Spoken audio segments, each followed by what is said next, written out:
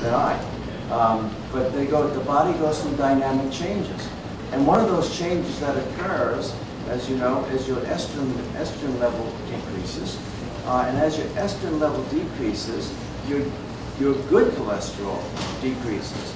Now you may also get increasing elevations of your bad cholesterol at the same time, just as a factor of aging, as a factor of physical exercise, all other parameters. But again, it starts to become a significant concern, not only at early age, but even in women especially after menopause.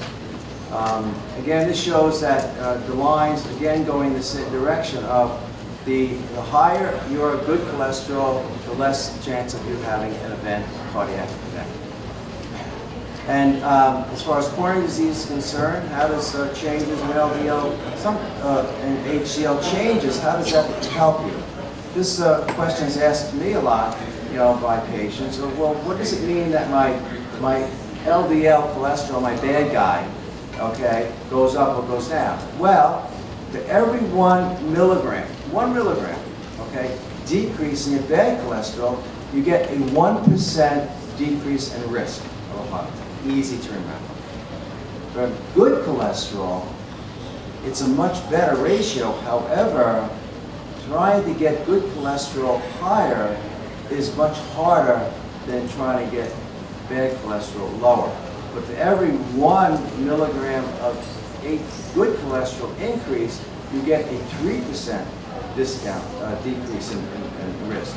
So again, there is a favor there, but it's much harder to accomplish that than the other. And these are the guidelines as far as what your cholesterol should be. And actually, everyone's bad cholesterol should be at least 100, less than 130. Ideally, it should be less than 100. Your total cholesterol should be less than 200 total. And your good cholesterol should be greater than 40. Okay? So these are the goals. Triglycerides, many people have problems with triglycerides. The big thing about triglycerides is that the major precipitating factor as far as high triglycerides, besides those inherited problems, which is probably the minority, is overuse of carbohydrates. We have an epidemic of diabetes in this country, and again, much of it is due to carbohydrates as a great part of our diet. These here are the normal values. Smoking, I think we all know that smoking is, do we know that? Do we know that smoking is bad for us? Do we know that? Now, this is one of my favorite slides. This, I know we all learn about nicotine and all that in smoking, but these are the ingredients of a cigarette, okay? Now, if you just go around this way, okay, nicotine, acetone, radon, ammonia, cadmium, acetone, carbon monoxide, toluene, hexamine, methane, tar, methanol, stearic acid. This is one I love. Hydrogen cyanide, the poison used on death row. Okay, so I mean, there's a lot of stuff in there. I didn't see anything up there that's very good. So, so again.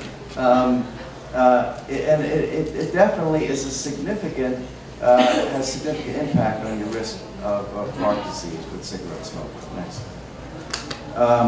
And it increases with the number that you smoke. I mean, that's pretty obvious, right? The more you get these toxins. Now, I'm not sure I would do anything in this situation. I don't think I'd be too harsh on this woman. It's like, you have to stop smoking immediately. So in some circumstances, maybe, something. All right. High blood pressure, again, a major concern in treatment, and we have now, very excellent guidelines as far as high blood pressure is concerned. Next slide, please. And there's a lot of people, with high blood pressure, and the numbers are pretty strict, greater than 140 over 90. And 30% of Americans are unaware that they have high blood pressure. And so, how do you become aware? Well, you go to things like this, or you go to other events, and there are people there taking blood pressures, and then you become aware. And you then have to do something about it, okay, to treat it or get advice about it. There are certain causes of high blood pressure that are reversible, but there are many causes, most of the causes of high blood pressure are not reversible. I got to begin with the next one, I think. We look at the numbers, here are the numbers. Normal. Less than 120/80, that's normal, okay? And here's the other parts of pre-hypertension. Well, what does pre-hypertension mean? To me, what does that mean? That means, well, if I'm around long enough, what's going to happen? I'm going to get hypertension, right? Okay, so this is also an area where we have to start, thinking about.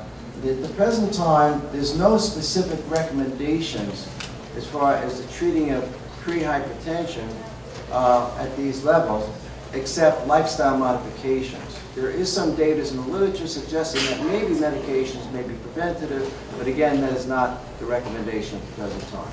Stage 1 hypertension, stage 2 hypertension, as it increases, you will always require some type of medication.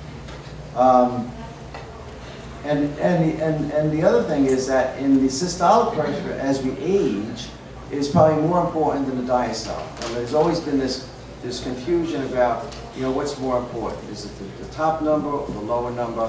But again, we definitely know that as we age, the top number, the systolic blood pressure, becomes more important.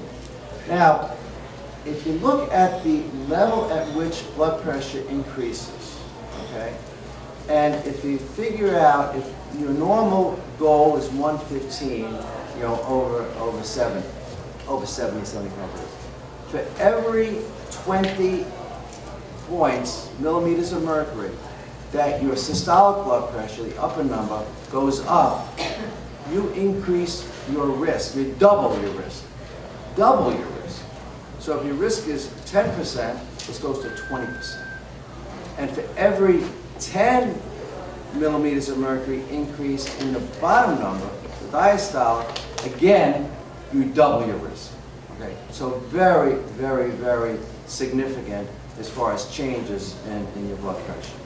Now, we all treat blood pressure. We have to be aggressive in some people respond to the first medication we give.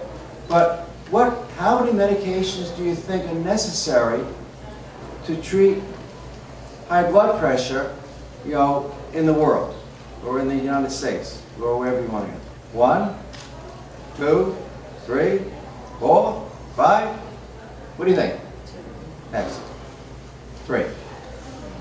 3 is the average number of medications that overall, for treating blood pressure, are necessary to control it to the levels that you reduce your risk for all those events that could occur, including heart attack, including stroke, kidney disease, all of these things. So, many people have that response when they go to see their doctor. Oh, well, your blood pressure is not really controlled. We're going to put you on another medication. Oh my God, another medication. I'm taking this. I'm taking this. I'm taking this. But we know that this is what's necessary. This is what we need to do to get the medication, the high blood pressure down. And the one great thing is that the medications that we have now are nothing like the ones we had 30 or 40 years ago. We have great medications now, and they not only treat the blood pressure, but they treat the things that are causing the blood pressure. They go for the target. There's specific bullets that head toward this target to prevent the progression of blood pressure, but also prevent the complications that are related to blood pressure.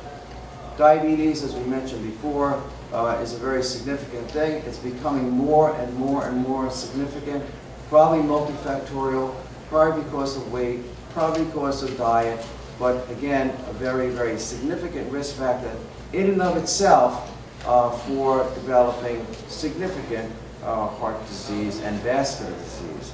And as you can see here, everybody with diabetes, and diabetes is a very significant, very serious illness because it affects almost every organ system in your body. But people don't die of diabetes. they don't die because the sugar is high. They die because they have heart disease. Okay. And again, as we alluded to, body weight, and again, looking at this, mortality among women. Is this important? Is it important? You know, I think this is one of the major problems that we're dealing with in this country. You know, as far as obesity, not only in adults but childhood. You know, as far as carbohydrates, as far as all these additives that occur. So these are important. And again, the prevalence of being overweight is very high. Go ahead. We don't think. Next slide. So some simple things that we can do, besides we talked about medication for cholesterol, medication for blood pressure, and like that. Healthy living, you know, diet, exercise. Diet, exercise, diet, exercise. Now, the important thing about exercise is both duration and intensity. Okay? It has to be a certain duration, and it has to have a certain intensity. Okay? Otherwise, you're kind of wasting your time. Okay? So it has to fulfill those two criteria in order to be beneficial. As you can see here, if you look at the death rate, you see with regular physical activity and no physical activity, the difference here, frequency of moderate physical activity compared to frequency of vigorous physical activity. Look at this here. Frequency of vigorous physical activity, rarely or never, death rate 893, greater than 4 times